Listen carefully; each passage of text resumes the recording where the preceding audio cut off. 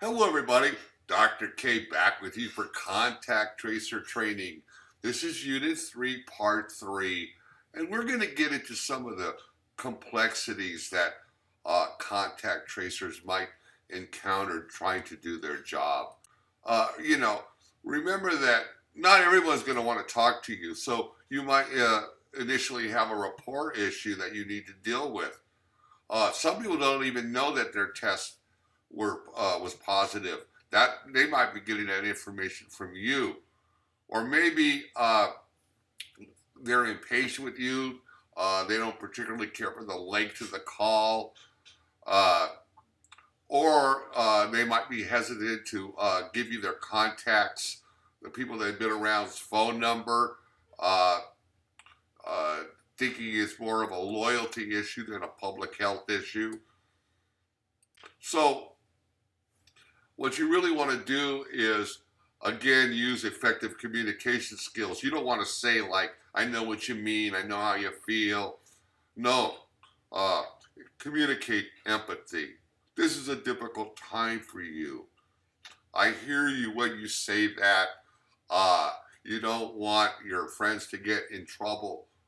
Uh, or you just might want to say, just acknowledging, right, of course, this is just communicating to them that you heard what they had to say.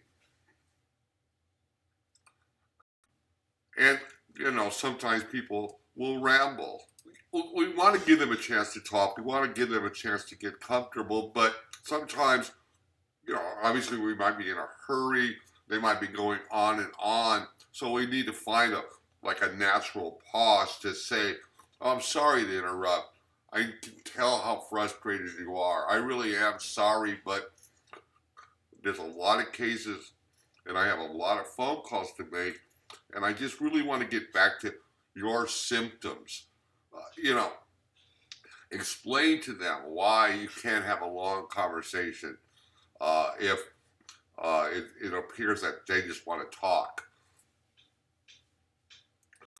And there are process issues you might deal with. Maybe your contact becomes ill. Maybe it's taking a long time to find that contact. They might live in another state or city. Or the person that gave you their information gave you wrong information. You might even have a technology problem. It happens to all of us.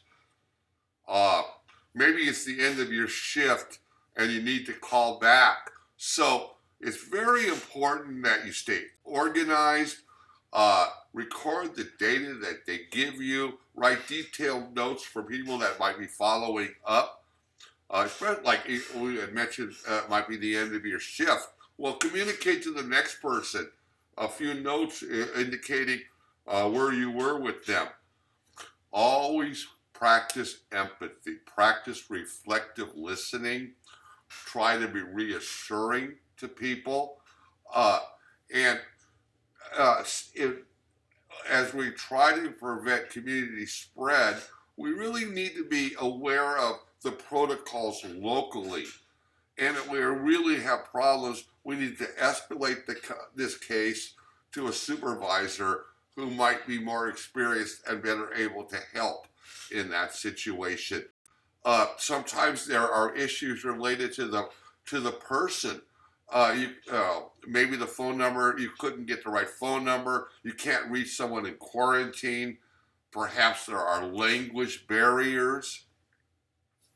Maybe the contact is a child. Perhaps the contact is just too sick to take a call.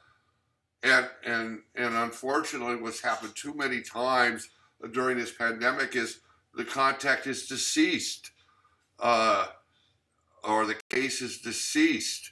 So when you're dealing with these person-related issues, sometimes we might need even try to involve the case or the contact in the problem-solving process of trying to locate the people to tell them about the health issue. We obviously take a look at the notes that are already on the situation, know the details before you call, provide notes to the next person. If you can, maybe you can get permission from that person to talk to a family member about the medical details. Or maybe the lab can provide you with some details regarding the contact tracing or medical records. Again, you need to follow local protocols. Be aware of the local protocols, and of course, escalate to a supervisor if you need a more experienced help. When someone speaks another language, they have this.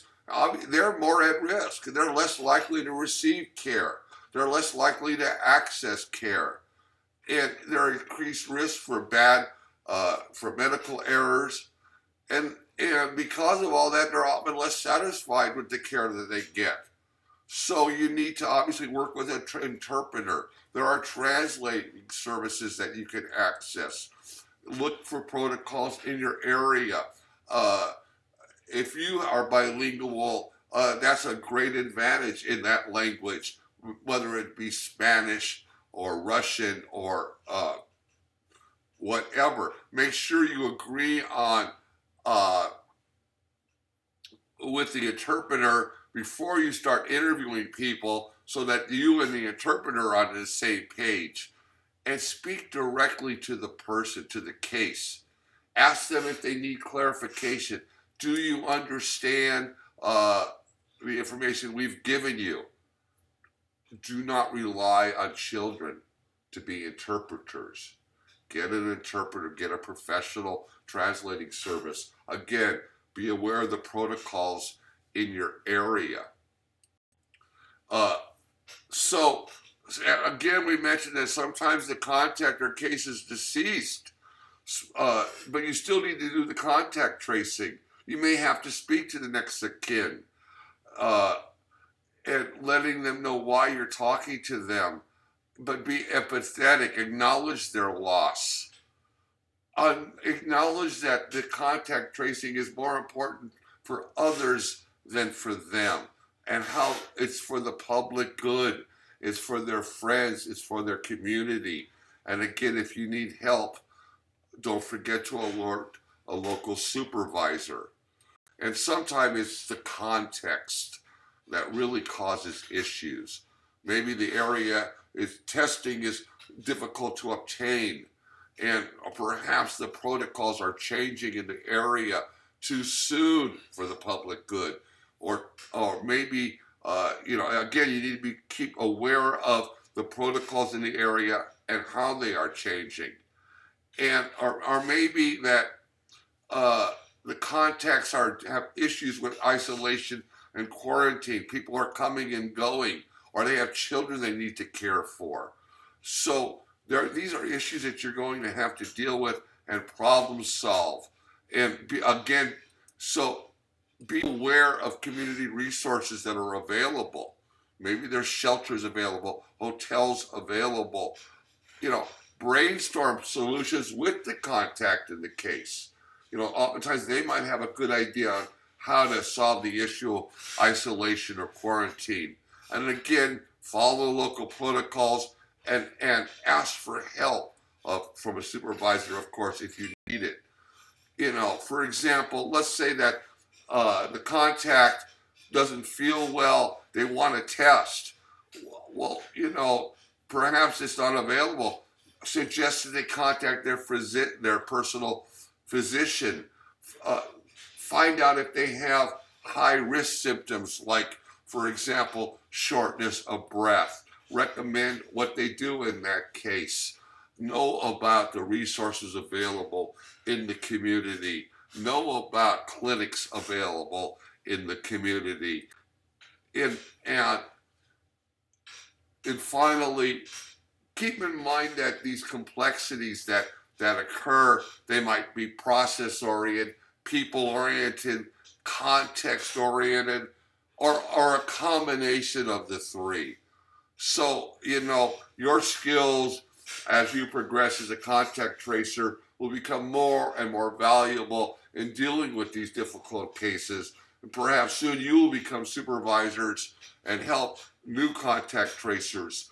And again, keeping in mind best practices such as writing detailed notes, providing effective communication, using supervisors when necessary, and also being knowledgeable and following local contact tracing protocols. So we've addressed, again, some of the complexities that you might deal with as a contact tracer. I'm Dr. K, and I will be back with you for Unit 4, Part 1. Bye.